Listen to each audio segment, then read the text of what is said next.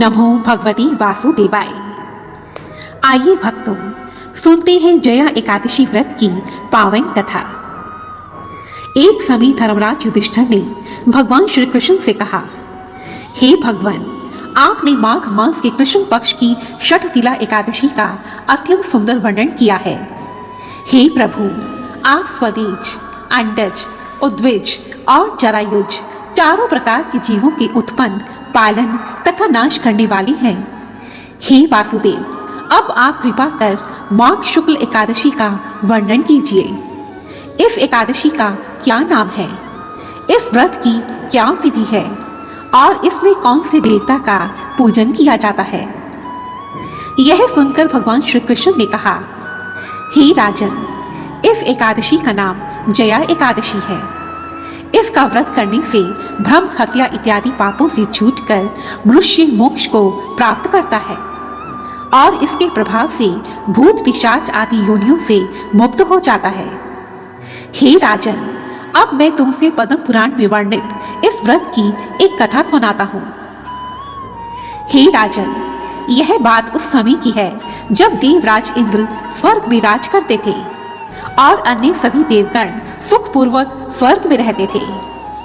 एक समय राजा इंद्र अपनी इच्छा अनुसार नंदन वन में अप्सराओं के साथ विहार कर रहे थे और गंधर्व गान कर रहे थे।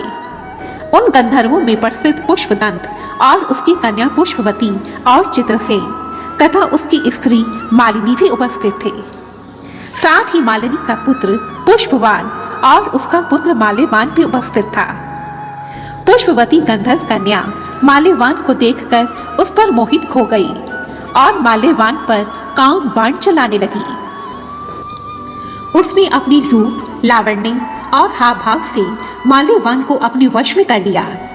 हे राजन, वह पुष्पवती अत्यंत सुंदर थी। अब वे दोनों राजा इंद्र को प्रसन्न करने के लिए गायन करने लगे, परंतु क्योंकि वे दोनों परस्पर मोहित हो चुके थे और उनका मन भ्रमित हो चुका था, इसलिए उनका ध्यान उनके सुर ताल से हट गया और वे दोनों ठीक से गायन नहीं कर पाए। यह देखकर राजा इंद्र उनके प्रेम को समझ गए और उन्होंने इसे अपना अपमान समझकर उन्हें शाप दे दिया।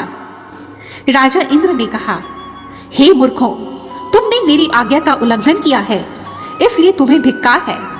मैं तुम्हें श्राप देता हूँ, तुम दोनों स्त्री पुरुष के रूप में मृत्यु लोक में जाकर पिशाच रूप धारण करो और अपने कर्म का फल भोगो। राजा इंद्र का ऐसा शाप सुनकर वे दोनों अत्यंत दुखी हो गए और हिमालय पर्वत पर दुख पूर्वक अपना जीवन व्यतीत करने लगे। उन्हें गंध, रस और स्पर्श आदि का कुछ भी ज्ञान नहीं था। वहां उनको महान दुख प्राप्त हो रहे थे। उन्हें एक क्षण के लिए भी नींद नहीं आती थी। उस जगह अत्यंत ठंड थी, इससे उनके रोंगटे खड़े रहते और मारी शीत के दांत बजते रहते थे। एक दिन उस पिशाच ने अपनी स्त्री से कहा, ना जाने हमने पिछले जन्म में ऐसे कौन से पाप किए थे जिससे हमें यह दुखदाई पिशाच योनि प्राप्त हुई है। इस पिशाच योनि से तो मृत्यु ही भली। अब हमें किसी प्रकार का पाप नहीं करना चाहिए। इस प्रकार विचार करते हुए वे दोनों अपनी दिन व्यतीत कर रहे थे। संयोग से कुछ समय के बाद माघ मास में शुक्ल पक्ष की जया नामक एकादशी आई। उस दिन उन्होंने कुछ भी भोजन नहीं किया, ना ही कोई पाप कर्म किया, केवल फल फूल खाकर ही दिन व्यतीत किया और सायंकाल के समय महान दुख से पीपल के वृक्ष के नीचे बैठ गए। उस समय सूर्य भगवान अस्त हो रहे थे। उस रात को अत्यंत ठंड थी, इस कारण वे दोनों शीत के मारे अति दुखी होकर मृतक के समान आपस में लिपटे पड़े रहे। उस रात्रि ठंड के कारण वे दोनों सो नहीं पाए। हे राजन, इस प्रकार अनजाने में ही उन दोनों से जया एकादशी का व्रत और रात्रि जागरण संपन्न हो गया और इस व्रत के पुण्य के प्रभाव के कारण ही सुबह होते ही उनकी पिशाच योनि छूट गई। अत्यंत सुंदर गंधर्व और अप्सरा की देह धारण कर सुंदर वस्त्र आभूषणों से अलंकृत होकर उन्होंने स्वर्ग लोक को प्रस्थान किया। उस समय आकाश में देवता उनकी स्तुति करते हुए पुष्प वर्षा करने लगे।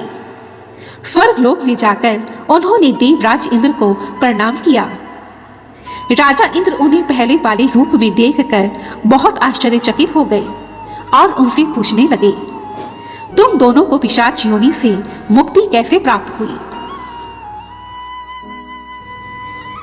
देवराज इंद्र की बात सुनकर माल्यवान ने कहा, हे राजन, भगवान विष्णु की कृपा और जया एकादशी के व्रत के प्रभाव से ही हमारी पिशाच योनि छूट गई है।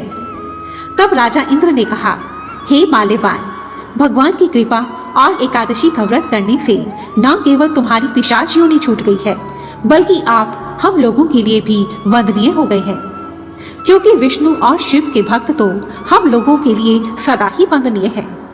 इसलिए आप धन्य हैं। अब आप पुष्पवती के साथ जाकर विहार कीजिए। और तब माल्यवान और पुष्पवती सुखपूर्वक विहार करने लगे। अंत में भगवान श्री कृष्ण ने कहा, हे राजन युधिष्ठिर, इस प्रकार जया एकादशी के व्रत से उन दोनों को पिशाच योनि से मुक्ति प्राप्त हुई। जो मनुष्य श्रद्धा से जया एकादशी का व्रत करता है, वह अवश्य ही हजारों वर्षों तक स्वर्ग में निवास करता है। जय श्री नारायण। बोलो जय श्री हरि। एकादशी के दिन उपवास कर इस व्रत कथा को सुनना चाहिए।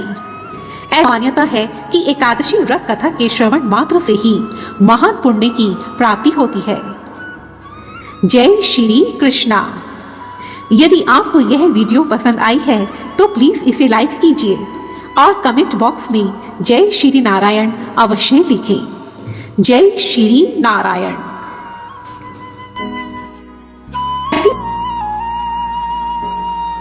मेरी सभी वीडियोस को देखने के लिए रेड कलर के बटन को दबाकर मेरे चैनल को सब्सक्राइब करें और साथ ही साथ बेल आइकन को भी दबा दें तथा फिर ऑल पर क्लिक कर दें।